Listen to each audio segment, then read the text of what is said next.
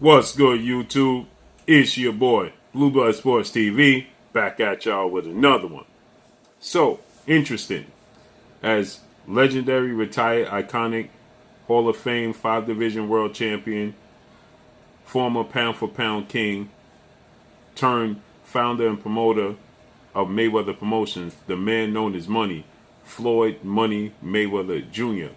He responds to all that have critique towards undefeated 3-division world champion, superstar boxer, Gervonta Tank Davis, who was his ace fighter. Gervonta Tank Davis is 26 wins, no losses, no draws, 24 big wins by way of knockout. He is 27 years of age, 5'5" with a 67-inch arm reach. Gervonta Tank Davis, he's coming off of in my opinion, a beautiful performance against Mexican star boxer Isaac Pitbull Cruz, who is now 22 wins, 2 losses, 1 draw, 15 wins by way of knockout, 23 years of age, 5'3" with a 63-inch arm reach. That took place December 5th, December 5th in Los Angeles, California at the Staples Center. With that said, Gervonta Tank Davis, he broke his hand in the 6th round of the fight. Gervonta Tank Davis is a southpaw. He broke his left hand around the 6th round of the fight.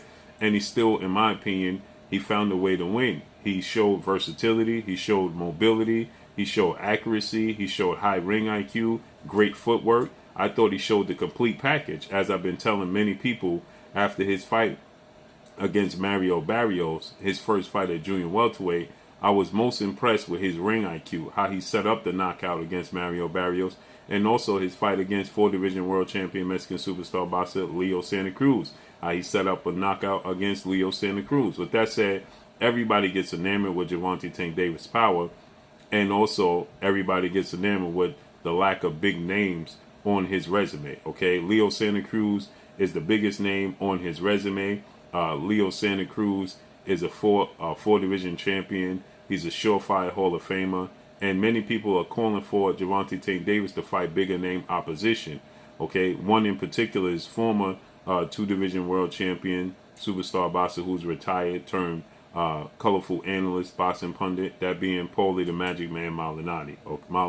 Okay, Paulie Malignaggi, he had some interesting takes on Gervonta Tank Davis being considered a 3-division world champion, because Paulie Malignaggi, he stated that he's never won official world titles at 135 and 140. Okay, he won against Mario Barrios at 140, and that was Mario Barrios was obviously the WBA, World Boxing Association's junior welterweight regular champion, and then he won the vacant WBA title against 3-division world champion, Olympic gold medalist, Cuban star boxer Yordenis Ugas.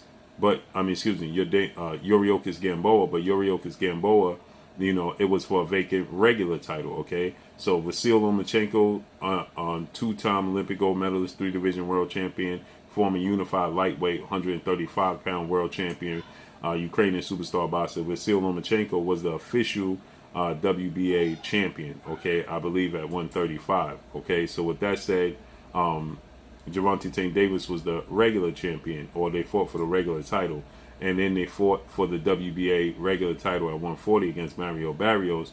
And obviously the WBA champion at 140, official champion, is undefeated, undisputed junior welterweight world champion, United Kingdom superstar, British boxer Josh Taylor. Okay, he's the undisputed. He holds all 4 major sanction belts. Okay, so he's undisputed in that weight class. So Paulie Malignaggi, who's finished his career 36 wins, 8 losses, no draws, 7 wins by way of knockout. 5 times in his career he was knocked out, 5'8" with a 71-inch arm reach. So safe to say, Paulie Malignaggi was never a big puncher. He was a technician. Okay, he was slick. He was a pure boxer. Okay, so with that said, Paulie Malignaggi questioned why the boxing world, boxing pundits, and guys like Floyd Mayweather, who he stated in an interview that Floyd Mayweather is highly well versed in the sport of boxing. He's a historian, so he understands that Gervonta Tank Davis is not officially a 3-division world champion, but for the sake of promotions and not being his fighter,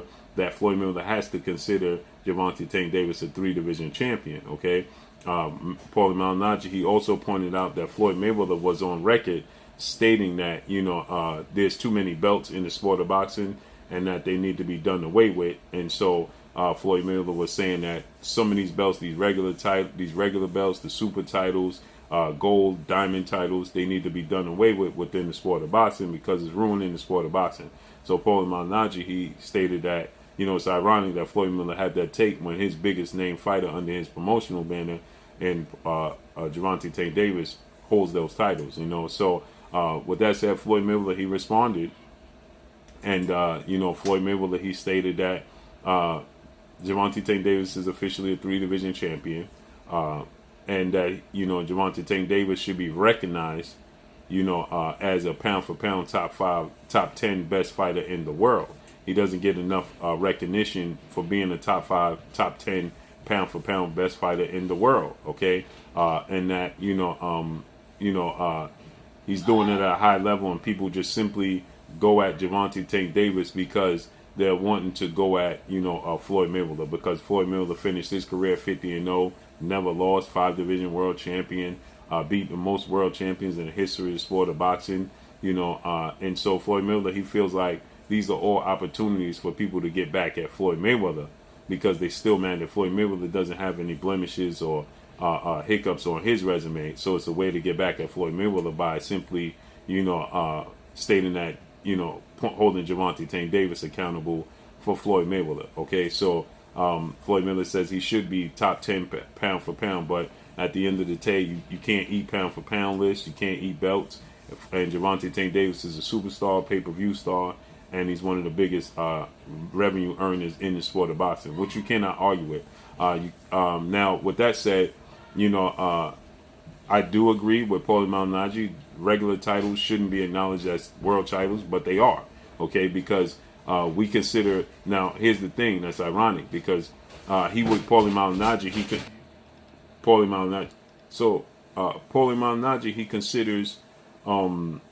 he considers